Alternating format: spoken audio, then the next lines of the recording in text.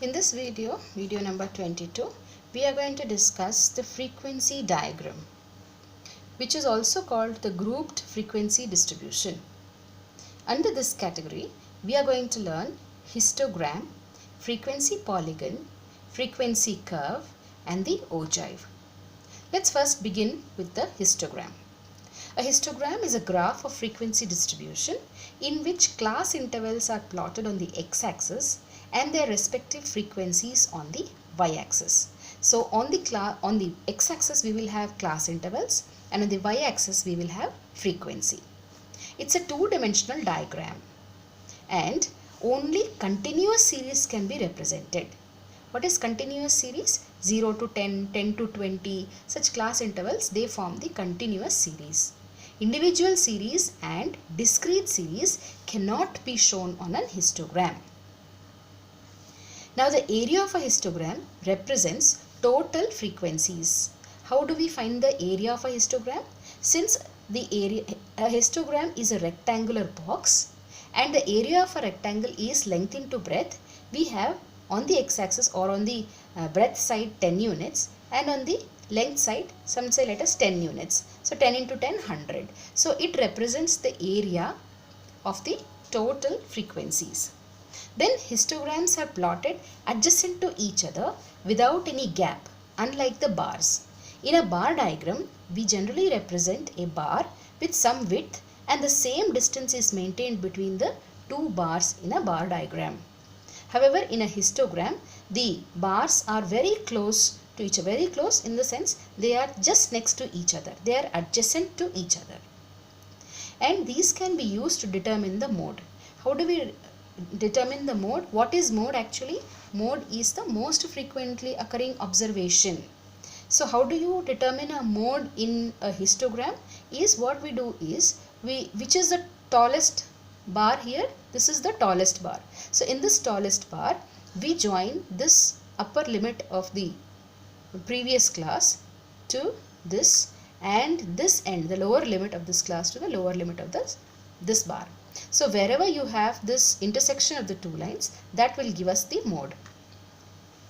Okay, so class intervals can be equal, unequal, inclusive, or when midpoints are given. Whatever the case may be, we need to make these class intervals into an exclusive class interval series. Only then we can draw a histogram. So let's take up an example to understand this better. So here we have an example to draw a histogram with equal class intervals. We have equal class intervals and we need to represent it in the form of a histogram. So the data given to us is marks and frequency. Marks are 0 to 10, 10 to 20, 20 to 30, 30 to 40 and 40 to 50. Frequencies are given, which otherwise would mean the number of students who have scored the marks given in the class interval. So when we represent this in the graph, what we do is we generally represent this as on the x-axis and this on the y-axis. So marks on the x-axis and frequency on the y-axis. So we will write down the scale likewise. X-axis we will write down marks, where 1 centimeter will be equal to 10 marks. Why did we take 10 marks is, let us look at the class interval. 0 to 10. What is the class interval? 10. 10 to 20 is also 10. 20 to 30, the class interval is again 10. 30 to 40 is again 10 and 40 to 50 is also 10. So we will take on the x-axis 1 centimeter equal to 10 marks. Similarly, on the y-axis we will be plotting frequency and 1 centimeter will be equal to 2 students. Why I have taken 2 students is, when you look at these frequencies, you find 2, 4, 8, 10 all multiples of 2. So it will be very easy for us to plot on the y-axis. So let's write down on the x-axis marks, and we have taken marks as 10. So 1 centimeter is equal to 10 marks, 20, 30, 40 and 50. We'll stop here because 50 is the maximum mark that we have. And on the y-axis we will plot frequency and 1 centimeter is equal to 2 students. So here we will write 2, 4, 6, 8, 10, 12, 14 and we will need one more 16 because the last mark is the last number here is 15. So we will write 16. Now let's plot these on the in the form of a histogram. So 0 to 10 we have 4 students. So 0, we are including 0 to 10. This is an exclusive series. So 0 to 10 is 4 students. So 4 is here. So we will mark the histogram at this point. And 10 to 20 it is 10. So 10 is here. So we will mark our histogram very next to the first one that we drew. Since this is a histogram and it is going to be continuous, each bar is going to be adjacent to the next one. So we will draw like this. So there is no gap between the two bars. From 20 to 30, the reading is 15. So from 20 to 30, 15 is somewhere here between 14 and 16. So we will mark here and then this line. So it becomes like this. Then 30 to 40 we have 8 students. So 30 to 40, 8 is here, and so we are going to mark like this. And then 40 to 50 we have only 2 students. So 2 students it is here. So we are going to mark this as the histogram. Now we learned that histogram can also give us the mode. Mode is the most frequently occurring observation, and here how do we find out mode is, since this is the tallest and in this class interval we have the maximum number of students who have scored marks. So mode will be found out like this. This is the upper class limit of the previous class, and this is the upper class limit of this class. So we are going to join these 2 points, the upper limits of the 2 class intervals and the lower limits of these 2 class intervals. Okay, so this will give us a meeting point where the 2 lines intersect, and the point on this bar would give us the mode. Okay, so the mode is just less than 25, because 25 is here, and so 24, maybe 24 or 23 would be the mode of this histogram, of this marks.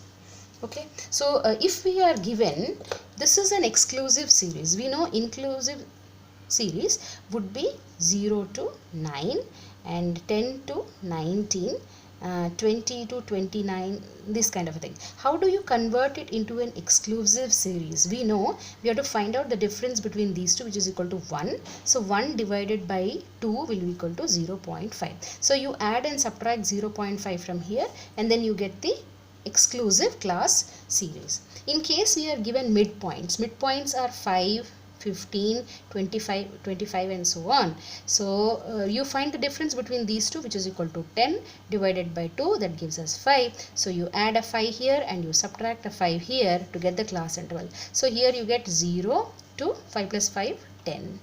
So you get the exclusive series by using these midpoints. Let us now look into an example for histogram with unequal class intervals.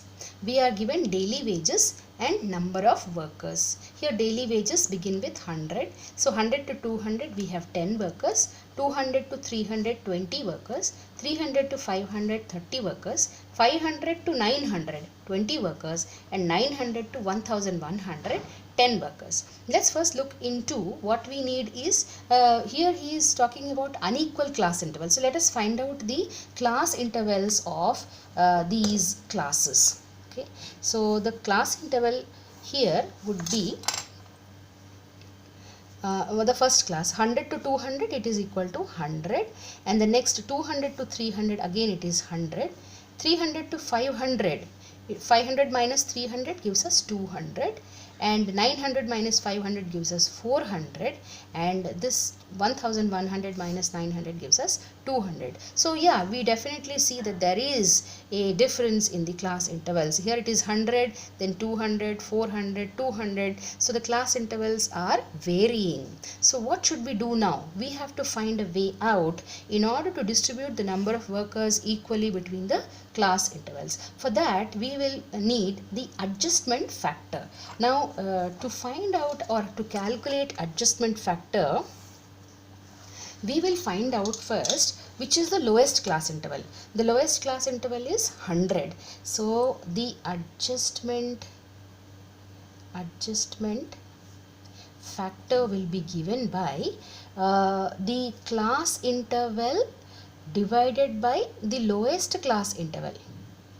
Okay, so what is the adjustment factor for the first class? 100 to 200, the class interval is 100 and the lowest class interval is again 100. So 100 by 100 is equal to 1. So the adjustment factor for this class interval is 1.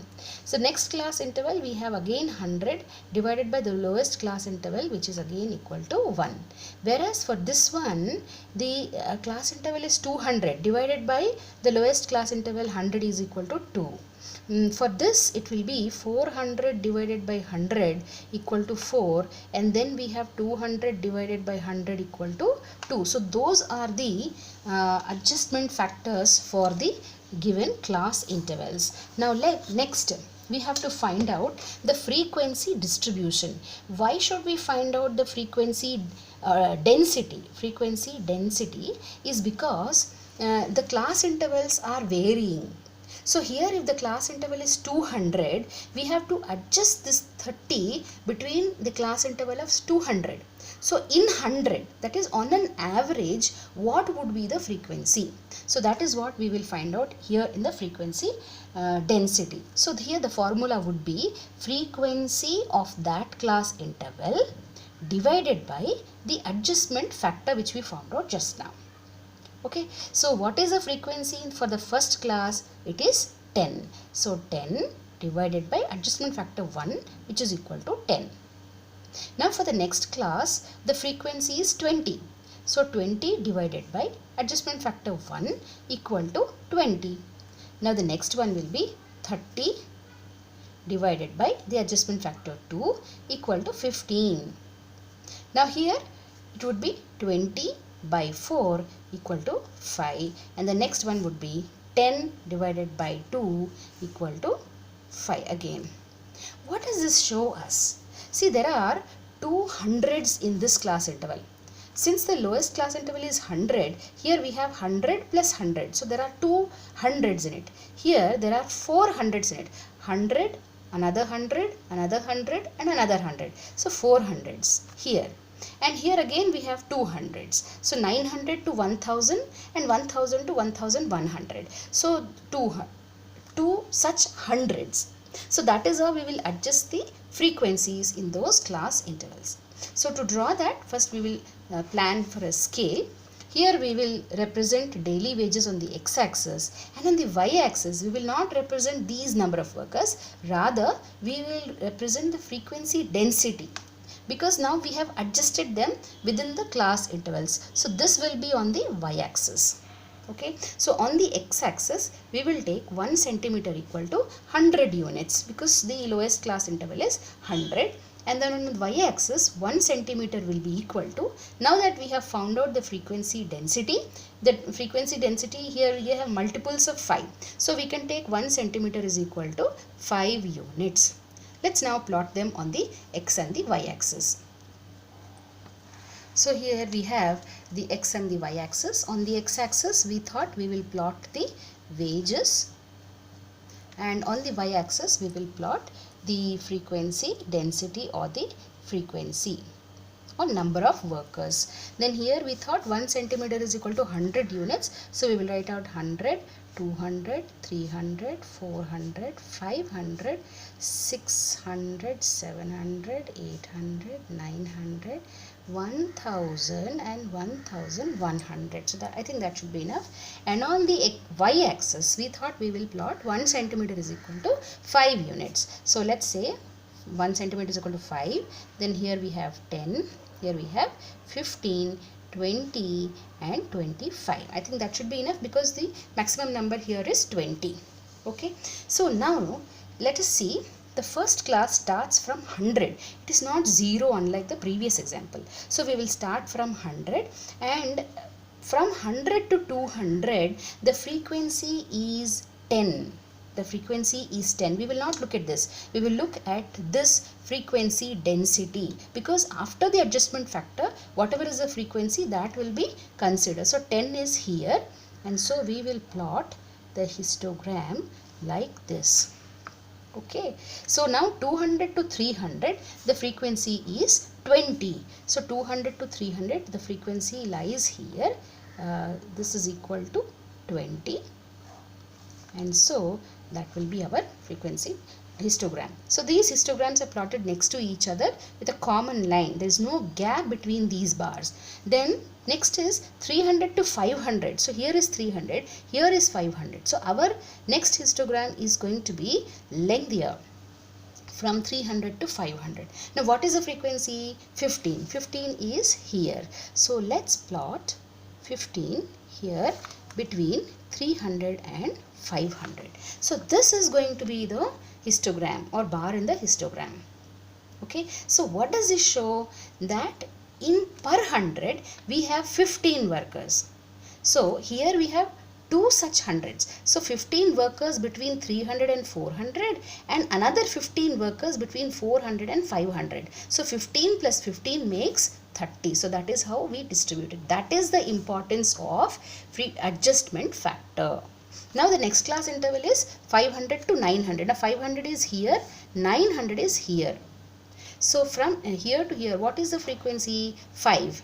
So let's find out. 5 is here, and this is how we will draw. So how many workers are there between 500 and 900? 20. So there are 1, 2, 3 and 4 such hundreds. So if this is the frequency per 100, then 5 plus 5 10 plus 5 15 plus 5 20, and that is a number given to us. Okay, so next the last class interval is 900 to 1100. Here we have again 5 per 100. So again this will extend, and the last one would be this. So here we have 10 workers. So here we have two such hundreds. So 5 plus 5 makes it 10. Okay, so that is how we plot a histogram with unequal class intervals.